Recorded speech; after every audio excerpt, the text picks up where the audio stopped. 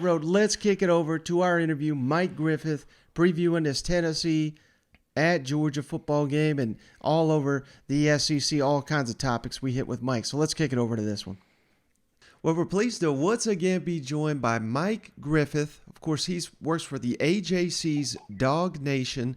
Give him a follow at Mike Griffith 32. Thanks for joining us, Mike, during this busy week. I really do appreciate it. Yeah, it's kind of crazy. I mean, everywhere you go, the game surrounds you. I've been up here in Knoxville doing some work from the Tennessee side of it, and what Tennessee's saying about Georgia, and of course monitoring all the stuff coming out of Georgia, all of Kirby's press conferences, and the build-up it's a lot of fun. It's been a lot of fun this week, and it certainly promises to be an exciting game. Yeah, well, before we get to not only the game of the week in the SEC, but really the country, I did want to ask you this real quick. Georgia's coming off that big win over Florida. Billy Napier in his first year. If he loses, Mike, on Saturday, he's an underdog at A&M. He's going to be 1-5 to start his career in the SEC as a head coach. Do you think Billy Napier is the man for the job down there in Gainesville? What's your thoughts on that? Well, it's probably too early to make that call. I mean, when you hire a coach, you got to give him 2 or 3 years, I think. That said, I've seen coaches come in and fare really well. When Billy Napier beat Utah, I thought that was a really big win because, as coaches have to kind of earn the trust of their fan base and get more runway. Kind of like I think what Brian Kelly's done. I think when Brian Kelly came in, I don't think he was as well received as Billy Napier. I think there was a lot more people he had to prove something to, and I think he's proven it. Regardless of how the season turns out for LSU, we've seen some really big wins, and I think he had a more challenging situation in some respects than Billy Napier. Billy Napier's got an incredible quarterback in Anthony Richardson, albeit one that's still developing. I think this is a big game for him. I really do. I think it's a big game for Billy Napier and for Jimbo Fisher. And Billy Napier's got Vanderbilt left and Florida State, I believe. I think that Florida State game is important. That's an opportunity for him to win that game, and if he can get the Gators into a bowl game and beat Florida State, Mike, to me that's kind of a bare minimum of what you want. If Florida's not in a bowl and loses to Florida State, I mean that would really be not good. But I'm still kind of on the fence. I've heard good things about Billy Napier. And I've seen some things with his coaching that I've wondered about a little bit. I saw a lot of 3rd and long runs against Georgia, which frankly, I didn't understand. I mean, you got Anthony Richardson back there. I'm sure there's a method to his madness. What he does on the recruiting trail is also important. So that's a pretty long answer to say that the jury's out. Well, from one former Saban assistant to another, I'm really enjoying these interviews you're doing, Mike, with Jeremy Pruitt over at DawgNation. I love watching it on YouTube. How did that all come about, and how interesting is it that we all know Pruitt, it didn't work out as a head coach, but he's still one of the best defensive minds in the country. He knows Georgia. He knows Tennessee. I just thought it was fantastic getting his insights into this big game. How did that all come about, you interviewing Jeremy Pruitt every week? Yeah, well, Jeremy's a guy that, I covered Tennessee when that coaching change occurred. And so one of my assignments was to go down to the national championship game where Jeremy finished up as a defensive coordinator, and they were playing Georgia in 2017, and connected with Jeremy there, and it really covered him through the whole off season.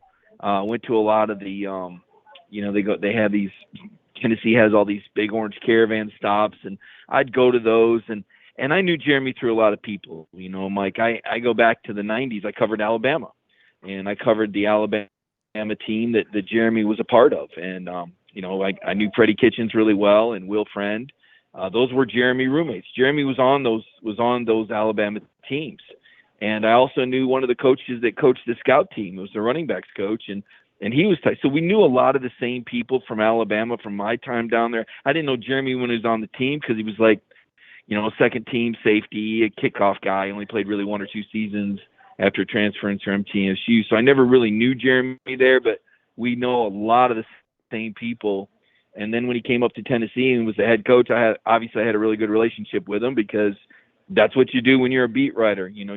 And when you say really good relationship, I don't think fans can really understand it.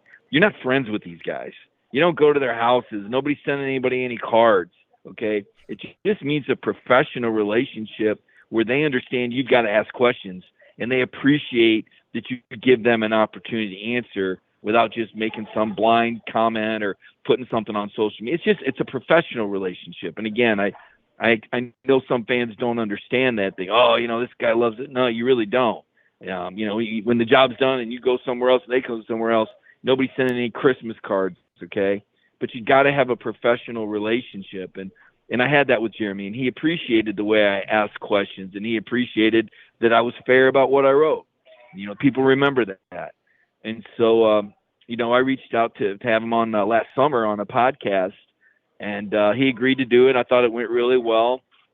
And then once the season started, I had him on the first week, and it went really well, asking him about games around the league. And I said, you want to do that again? Yeah, well, sure. And it just kind of became something fun because, Jeremy knows a lot about football. As you said, he worked side by side with Kirby Smart for 6 years on that Alabama staff. I think he worked for Nick himself 11 years. He worked under Jimbo Fisher at Florida State for 2 years. He won a national championship there. He coached at Georgia for 2 years under Mark Richt, so he knows that the Georgia territory and understands the Georgia community that watches that On the Beat show every Monday night. So I think it just made a lot of sense. I think there's a trust there. I think he likes working with me. I like working with him. I think he's fun on the podcast. All that other stuff, Tennessee and NCAA. Look, that's business, and that's Jeremy's business, and that's Jeremy's life, and he's got to settle that however he feels is best. But in the meantime, life doesn't stop. Jeremy still watches football. Jeremy still loves football. Jeremy will be back in football. So why not have him on, and why not talk about these games? And so that's what we do. Well, so let's shift gears to the game. Mike, Nolan Smith, we all know by now, out for the season. That's a tough break for Georgia. How big of a loss will that be for this Bulldog defense going into what looks to be their toughest matchup of the season going against this Tennessee offense? Well, it is a big loss. It is the sacks leader, and Nolan's kind of an emotional leader. I always compared Nolan to a Raptor. This guy can really close on quarterbacks. Hendon Hooker is, I don't want to say thanking his lucky stars, but you knew where number 4 was lined up, right? This is a guy that caused problems next to Will Anderson, probably the preeminent pass rusher in the league. Robert Beal steps in. Robert's a veteran, actually led the team in sacks last year. And while Robert maybe doesn't have the same burst closing speed, I think he plays the run really well. I think he's a very capable guy. I think he's a guy that's going to play in the NFL. Robert would, when they go 3-4, he's the, fourth linebacker. So he played a lot of snaps as well, where we've seen, Nolan played. You look at the snap distribution, Robert played a lot of snaps. He played more snaps than Nolan. So he's a capable guy. He's not as dynamic, but he's capable. He had a sack last year against Tennessee, and he had 2 quarterback hurries. So this is a guy that can be effective. This is part of what makes Georgia so good and why they're a championship contender. They have championship depth. And, Mike, it's interesting. Actually, Georgia lost their sacks leader last year after the Florida game. You remember Adam Anderson had the off-the-field issues and was suspended. And the next man up was Robert Beal, ironically enough. So Georgia's been here before. They've got a capable guy. It's going to test their depth. There's some young guys behind Robert that are going to need to play more snaps. Chaz Chambliss being one of them. Maybe MJ Sherman been in the program a minute, but Georgia's got some capable guys. So I don't think it's enough to say it changes the outcome of the game, but I think it maybe makes things a little bit easier for Tennessee in the pass game, but not in the run game. Now, is this you've been down there on the beat covering the Georgia Bulldogs for a number of years. Is this the biggest game that you've covered in Athens? Well, yes,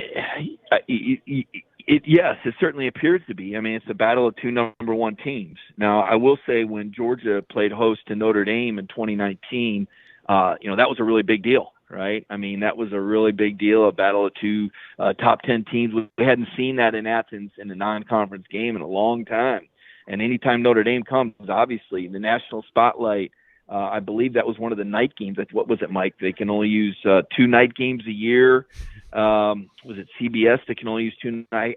There was some exemption that can only be used rarely, and I know there were some Alabama fans that were miffed that Alabama LSU wasn't going to be a night game because they chose Georgia Notre Dame. The TV people basically told everyone how important it was, and it was a classic. It was an instant classic. It came right down the last minute, and the Sanford Stadium crowd really made a difference. I don't normally say that because I don't think crowds usually make a difference. I know they like to think they do, but I really don't think they do. But that night they did.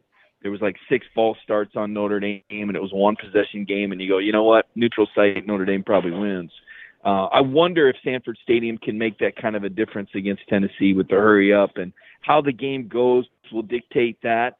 But yeah, I mean, you got 2 number 1 teams playing, and honestly, Mike, I know that we're in this playoff age where, there's 4 teams, and, you can, if you're a fan of a team, you can justify some scenario. Well, we can lose and still, you know what? I don't think so. I think it's lose or out, man. I don't think if Tennessee or Georgia loses that they have much of a path to the college football playoff because of their schedules. I mean, and I also think the SEC's down this year. I know that is a really unpopular thing to say, and even though it's down this year, it's still the best conference, by the way. It'll still produce the most number of draft picks, but I don't think Alabama is what we thought Alabama would be. I don't even think Alabama is what they were in the latter stages of last year. Once that offense got going and that defense really grew up. I mean, I think Alabama's been a disappointment this year. Shoulda, woulda, coulda lost to Texas A&M. Shoulda, woulda, coulda lost to Texas. Mismanaged the clock and blew the game against Tennessee. I still don't see any receivers there that are anywhere near as effective as what we saw last year at Alabama. So Alabama's not what we thought. LSU, obviously, new coach. That program was kind of sunk into disarray, but it's not a typical LSU team. I mean, Brian Kelly's trying to get it there. You talked about Florida earlier in the show, and, Florida's been kind of a, disappointment, I think. I mean, as good as Anthony Richardson is, I mean, speaking of having no receivers or playmakers, and Kentucky, I mean, it's basketball season, number 1, and number 2, they turned out to really, just roll over and play dead. I mean, I know that was one of your hot teams, Mike, so I know that one hurt you, but man, you had to be as surprised as I was when they got beat like a drum by South Carolina and then losing 44. I mean, just at least make it respectable. Will Levis doesn't even get 100 yards rushing and throws 3 picks. I mean, Kentucky's got to be the most disappointing team in the league. I mean, goodness gracious, utter disappointment. Texas A&M, I mean, we all thought, well, Jimbo Fisher and 5 stars, and they've been garbage. How many games in a row have they lost now? I mean, I guess if we're talking about, Ole Miss, I guess they're okay. But they got beat like a drum by LSU, and they got Alabama coming up. So that's when I say the SEC's down. I mean, I kind of, but yet, Georgia beats Oregon 49-3, right? And Oregon looks like a pretty good football team. So coming back full circle to you, the thing that I'd be worried about if I'm Georgia or Tennessee and my team loses is, does TCU run the table? They're not going to keep out an undefeated Power 5 conference champion over a 1-loss non-SEC championship participant. It's not going to happen. So you're going to need TCU to lose. You're going to need Clemson to lose, right? You're going to need Michigan or Ohio State to stumble a second time, because I think that Michigan has earned a little bit of street cred, even though Georgia destroyed them in the Orange Bowl. I think Michigan has looked better. I think C.J. Stroud, listening to the committee talk last night, and, even though we can look at the statistics and say, hey, wait a minute, Georgia actually has better offensive numbers than Ohio State. Yeah, but they don't have C.J. Stroud, right? They don't have a Heisman guy. I mean, let's face it, ratings sell, Mike. And those are human beings in that room. Those are 13 human beings that are affected by their feelings and by their thoughts. And like a jury, they can be won over, by a convincing witness, right? They can be won over by a convincing quarterback. And if we're really talking about the beauty contest and you put C.J. Stroud up against Stetson Bennett, regardless of what the statistics might say, they're going to take C.J. Stroud. When they talked about the teams, they mentioned C.J. Stroud by name. They didn't mention Stetson Bennett. So, think about that. And Georgia doesn't have the same offensive sex appeal. even though the numbers tell you that they're really more efficient than anyone. They're the best in the nation on third downs. They're the best at red zone proficiency and scoring. They're the best in the number of first downs. And yet we had to hear C.J. Stroud's name last night. So that just kind of tells you what you're up against. Georgia's got to win or they're out. I think Tennessee has a slight chance because they have played a little bit beefier schedule than Georgia. Not Georgia's fault that some of these teams turned out to be crap. I mean, Kent State was supposed to be the best team in the MAC. They're not. When Georgia only beat them, that was an ugly win. Missouri, capable, but they don't have a lot of wins. That's going to hurt Georgia. They were down 10 points to that team, one of the lousiest teams in the league. That hurts your resume. I'm sorry, it does. So I think this game is very important in terms of the playoff repercussions. All right, final thing I got for you, Mike. How many points is it going to take, do you think, to win this football game? And maybe you just tipped your hand a little bit there, but what's your confidence level that Stetson Bennett can lead Georgia to a win if it does turn into a shootout and he's got to go score for score with Hendon Hooker? Well, Mike, you put it like that. Now, come on, you're setting me up here. You're asking me about you're putting Hendon Hooker up against Stetson Bennett. Now, come on, that's not fair. The defenses count too. Okay, so I think Georgia has a better defense than Tennessee. I don't think I'd be offending anyone by saying that, right? Right. I did offend some people last year, and I apologize to those people in advance because they may be offended again. But I suggested last year that Georgia would trade Stetson Bennett for Hendon Hooker if they could. I said that. I want to apologize to anybody who's offended or disrespected by that. I know that wasn't a popular thing to say last year, but I think it's true. And I don't think there's any shame in that, Mike. I think Hendon Hooker has had an exceptional season. I mean, Hendon Hooker's got 21 touchdowns and 1 interception, maybe 22 touchdowns and 1 interception. And Stetson's got 9 touchdowns and 3 interceptions in an offense that's been designed around him with pass catchers like Brock Bowers and Darnell Washington. So I'm not trying to be ugly here. Now, Stetson Bennett has improved as the quarterback, and he's worked very hard, and he's deserving of everything he gets. And I enjoy interviewing him. He's a bright guy. I enjoy his passion and his resiliency. I want to be really clear because sometimes people take it personal when you make professional assessments of players as players, not people. So I don't want to hurt any feelings, Mike. I hesitate, but you asked me that question in a way that I feel compelled to share with you that I think Hendon Hooker would be the preferred quarterback. Again, I hope nobody's feelings are hurt here because people got really mad last year, really, really mad. People who write blogs that you would have never heard of, suddenly tape record interviews and write stories about Mike Griffith said that. Well, here's why I'm saying it. So I want to make sure that everybody understands that, I don't hate Georgia football because I think Hendon Hooker is a preferred quarterback. So all that said, I got to be, like I said, I want to be very clear on that, Mike, because fans got really, really mad. But I think Hendon Hooker is very good. And the difference is, though, I think Georgia has great safety play with Christopher Smith and Malachi Starks. And I think that's the difference in the game, is that Kirby Smart and Will Muschamp and Glenn Schumann, this is the best defensive coaching staff in the country. And I believe Todd Monken is a brilliant play caller. He'll maximize Stetson Bennett. And the good news for Georgia is if Stetson doesn't have a great game, they have answers. Carson Beck is ready to play. They can run the ball effectively. Georgia has answers. So that's what it all boils down to for me, is that if things don't work out for Tennessee with Hendon Hooker and throwing the ball and in playing hurry up, I don't think there's a plan B that beats Georgia. But if Georgia can't do this A or Georgia can't do B or this player can, there's another player that can, or there's another scheme that can, or there's another way, for Kirby Smart to get it done. I think that's why Georgia probably wins this football game, maybe by 3-7. How many points will that take, Mike? I mean, how does the game called in the secondary? It's like an umpire's strike zone. Could it get up into the 30s? Yeah, maybe.